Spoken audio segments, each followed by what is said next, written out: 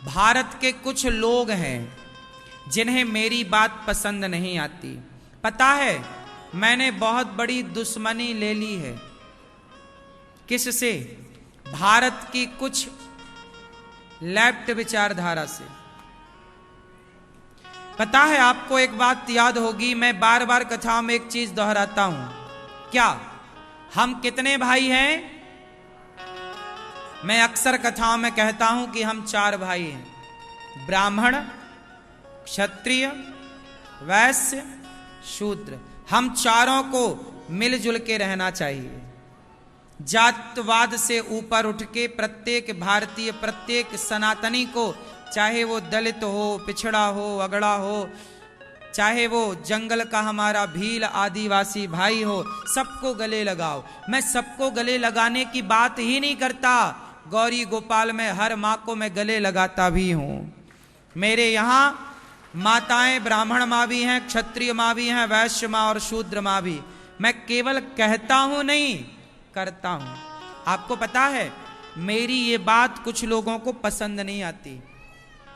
वो डायरेक्ट मेरा विरोध तो कर नहीं सकते, लेकिन वो ईर्ष्या करते हैं कि ये आदमी पूरे भारत को जोड़ने चला है।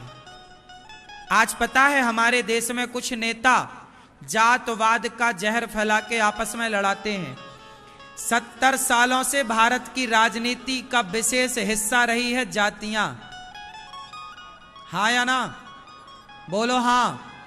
हमारे नेता जातियों के नाम पर लड़ाते हैं और वो वोट बैंक अपना चलाते हैं। ये बात सही है या गलत है? जातियों के नाम पर हम भारत के लोग बटे हुए हैं, लेकिन अनिरुद्धाचार्य क्या कहता है कि जातियों के नाम पे बटना नहीं, तुम एक बाप की संतान हो। ब्राह्मण, क्षत्रिय, वैश्य, शूद्र चारों का पिता एक है। जब बाप एक है तो तुम 4 भाई हो ना, तो भाइयों की तरह क्यों नहीं रहते? क्यों लड़ते हो? मेरी इस अपील से, मेरी इस प्रार्थना से बहुत लोग भाईचारे की तरफ बढ़ रहे हैं। तो अब बताओ, मेरी ये बात उन लोगों को कैसे अच्छी लगेगी जो नफरत की राजनीति करने बैठते हैं? तो वो मेरे क्या बन जाएंगे? बोलो जोर से। वो मेरे क्या बन जाएंगे? दुश्मन। और वो मेरे प्रति क्या रखेंगे? द्वेष। और वही है, आप लोग समझते नहीं हैं। आप भोली भाली जनता है। मैं अपने भारत के लिए, अपने सनातन के लिए जो कर रहा हूं, शायद अभी समझ में ना आए। जब तक राम थे ना, तब तक लोग राम को समझे नहीं। जब तक विवेकानंद जी थे, तब तक लोगों ने विवेकानंद जी को समझा ही नहीं। जब तक मीराबाई जिंदा थी, इतिहास गवाह रहा है कि दुनिया जीते जी किसी को समझी नहीं। जब मर जाता है कोई, तब समझ में आता है कि वो क्या करके गया है, क्या करके चला गया। तो मैं चाहूंगा आपसे कि मेरे मरने के बाद आप मेरे को समझ पाएं।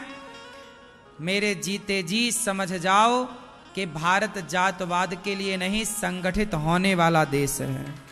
हमारी विचारधारा कहती है सर्वे भवन्तु सुखिनः।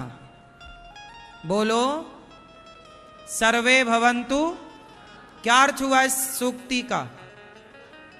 सर्वे भवन्तु, इसका अर्थ हुआ कि सब लोग सुखी रहें। सर्वे संतु निरामया, सब लोग प्रसन्न रहें और निरोगी रहें।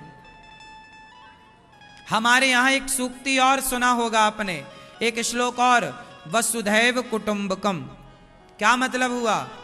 हम सबको अपना परिवार मानते हैं। हमारी संस्कृति, हमारे संस्कार कहते हैं कि पूरा भारत एक परिवार है। सारे सनातनी एक हैं। सनातनी संगठित हो जाएं तो क्या मजाल के कोई आपकी तरफ आंख उठा ले। लेकिन याद रखना, जो भारत देश के हिंदुओं को संगठित करने निकलता है, जो भारत के हिंदुओं को संगठित करने निकलता है, उसी पर लोग बरस जाते हैं, उसी पर टूट पड़ते हैं। ये बड़ी विडंबना है। दूसरा, हमारे वेदों की 4 बातें याद रखिए। बोलो मातृदेवो भव, बोलो मेरे संग। पितृदेवो भव, अतिथि देवो भव, आचार्य देवो भव। ये चारों बातें किस किस ने सुनी है? अतिथि देवो भव किसने सुना है? पहले से, मेरे पहले से सुना है। क्या मतलब हुआ? अतिथि कौन है? अच्छा, ये कौन सा वचन है? ये वेदों के वाक्य हैं। ये कहां के वाक्य हैं? बोलो, ये वेदों के वचन है। मातृदेवो भव। अब बताओ, वेद कहता है कि मां भगवान होती है, बोलो हां। लेकिन आपने सुनी है ये बात, कुछ लोगों ने मानी होगी, पर अनिरुद्धाचार्य देखो वेद की बात पर चलता है। मातृदेवो भव। तो गौरी गोपाल आश्रम में उन माताओं की सेवा होती है जिनके अपने बेटे निकाल देते हैं, और ये सबके पांव दबाकर सबकी सेवा करता है। तो मातृदेवो भव सूक्ति सार्थक हो गई, बोलो हाँ। गौरी गोपाल आश्रम में मातृदेवो भव की सही परिभाषा है या नहीं? हम केवल कहते नहीं हैं कि मातृदेवो भव, हम मातृदेवो भव की सूक्ति को जीवन में चरितार्थ करते हैं। और बेसहारा माओं को 288 माताएं हैं गौरी गोपाल में, लगभग 288, 1-2 कम ज्यादा हो सकती हैं। 288 वृद्ध माताएं गौरी गोपाल आश्रम में। क्या है ये? मातृदेवो भव है। आप में से कितने लोगों ने वृद्ध माओं का दर्शन किया? जैसा टीवी पर सुना था, पाया कि नहीं? तो बताओ, सेवा हो रही है? तो वेदों के, आप लोग वेदों की बात सुनते हैं, कुछ लोग वेदों की बात करते हैं, मैं वेदों के वचन पर चलता हूं। मातृदेवो भव। अब आते हैं दूसरे नंबर पर, पितृदेवो भव। पितृ मतलब पिता, पितृ मतलब पिता। पिता की सेवा करो। तो गौरी गोपाल आश्रम में हजारों साधु संत, जो फुटपाथ पर सोने वाले संत हैं, संत पिता के समान है या नहीं? बोलो, साधु पिता तुल्य है, साधु पिता तुल्य है। तो गौरी गोपाल आश्रम में कितने सारे संत सवेरे सवेरे पेट भर भोजन पाते, जो फुटपाथ पर सोते हैं, जिनको रोटी कौन देगा? उन सबको गौरी गोपाल आश्रम में अन्न क्षेत्र सवेरे सवेरे मिलता है, और हजारों साधु पेट भर भोजन पाते हैं गौरी गोपाल में। और मेरा एक सपना और है कि जैसे वृद्ध माओं के लिए वृद्धाश्रम है, ऐसे वृद्ध पिताओं के लिए भी एक निवास हो, और उसके लिए मैं कार्यरत हूं। आपसे कहता हूं, 1 गज 2 गज भूमि का दान करेंगे तो संतों के लिए आश्रम बनेगा। अभी भोजन मिल रहा है सभी संतों को, फिर जो पिता सताए गए बच्चों से, वो पिताओं को भी यहां निवास मिलेगा। तो पितृदेवो भव की बात लोग कहते हैं और लोग सुनते हैं, पर अनिरुद्धाचार्य चरितार्थ कर रहा है या नहीं? बोलो जोर से। लोगों को मेरे से दिक्कत क्यों है? क्योंकि लोग केवल कहते हैं, हम कहते नहीं, कहते भी हैं और करते भी हैं। तो लोगों को परेशानियां ये है ना, इसलिए तो लोग गाली देंगे। जो कुछ करता है उसी को गालियां भी मिलती हैं, जो कुछ नहीं करता उसे कोई नहीं कहता। आम का पेड़ फल देता है, इसलिए उसे ही पत्थर और लाठियां मिलती हैं, बबूल को कोई पत्थर लाठियां नहीं देता। बात सही है? अच्छा, और सुनो, मातृदेवो भव पितृदेवो भव। तीसरा क्या है? बोलो अतिथि देवो भव। अब बताओ, आप लोग हमारे कौन हैं? आप लोग हमारे अतिथि हैं, और आपके द्वार पर अतिथि आए तो आप उसे भोजन कराते हो कि नहीं, पानी पिलाते हो कि नहीं, उसके साथ बैठ के अच्छी बातें करते हो कि नहीं। तो सुनो, आप मेरे अतिथि हैं, इसलिए आप सबके लिए गौरी गोपाल के दरवाजे खुले हैं और सबको पेट भर भोजन मिलता है, पानी मिलता है। और देखो, मैं आपके साथ बैठ के 3 घंटे बात भी करता हूं, सत्संग करता हूं।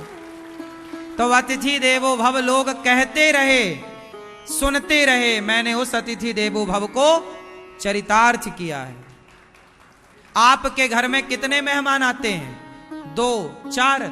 हमारे गौरी गोपाल में 30,000 लोग लगभग रोज आते हैं, सवेरे से शाम तक। और हमारे अतिथि आप हैं, तो मेरे को लगा कि आपको भरपेट भोजन मिलना चाहिए गौरी गोपाल में। तो मुझे लगा कि मैं गृहस्थ हूं, और गृहस्थ का धर्म है कि वो अतिथि की सेवा करे, भीख मांग कर करनी पड़े तो करे। मैं भीख मांग मांग के सेवा करता हूं, चोरी नहीं करता, मैं डाका नहीं डालता किसी के घर, किसी के जेब में हाथ नहीं डालता, लेकिन चोरी ना करता, बेईमानी ना करता, पर ईमानदारी से भीख मांगता हूं।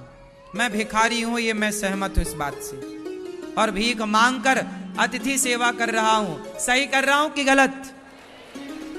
अब लोग कहते हैं कि अनिरुद्धाचार्य को वृंदावन में नहीं रहने देंगे कुछ लोग।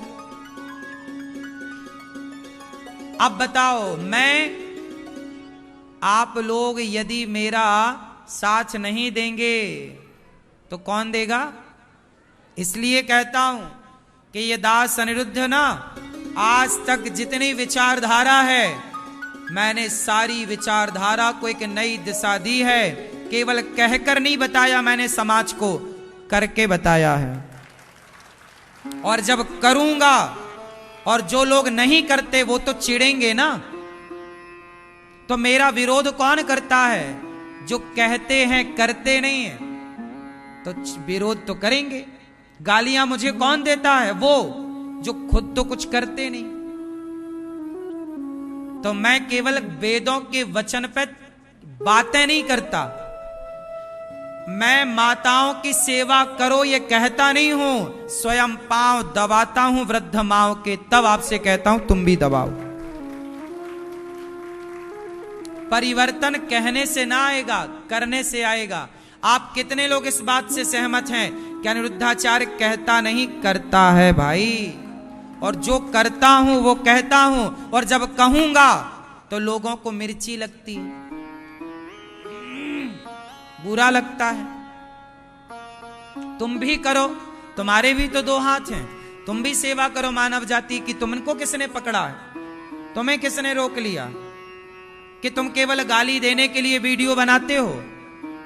एक सेवा कर लो, तुम भी कर लो। हाँ, तुम्हें तुम्हारे हाथ किसने पकड़े हैं? हाँ या ना?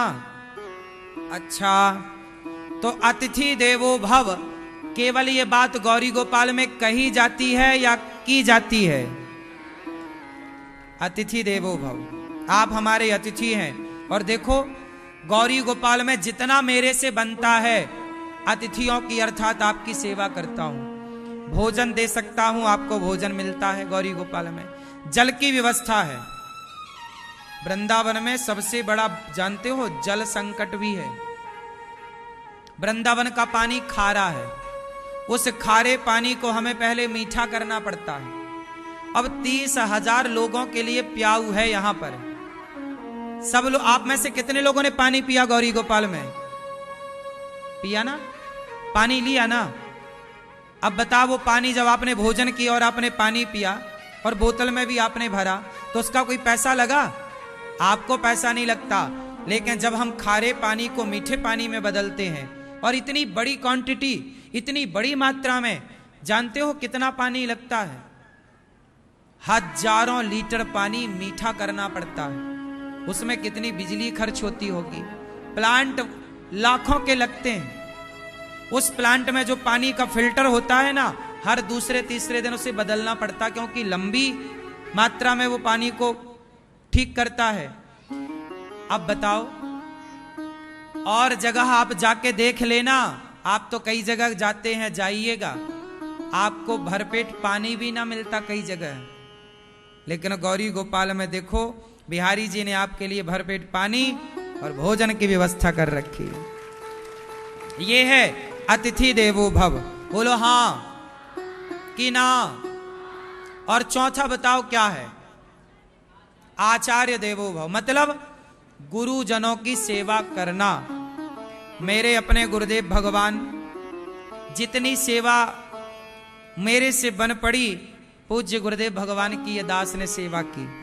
और मैं हर संत को अपना गुरु मानता हूं, तो संतों की उन गुरु रूप में गुरुजनों की मेरे से जितनी सेवा बनती है, मैं तन मन धन से सेवा करता हूं जो बनता है। कुछ चीजें मैं कह नहीं पाता और कह नहीं सकता, क्योंकि कई बार कुछ पुण्य बताए नहीं जाते। कुछ पुण्य करके ना छिपा लो, बताओ मत, बताने से वो नष्ट हो जाएंगे। तो मैं कुछ आपको बता नहीं सकता। कुछ पुण्य ऐसे करने चाहिए कि करके भूल जाओ, करके भूल जाओ। जो भूल गए वो अच्छा, जिसे कहते हैं ना गुप्त दान। एक हाथ से दिया तो दूसरे हाथ को पता ना लगा। तो मैं जितना बनता है उतना तो मैं करता ही हूं।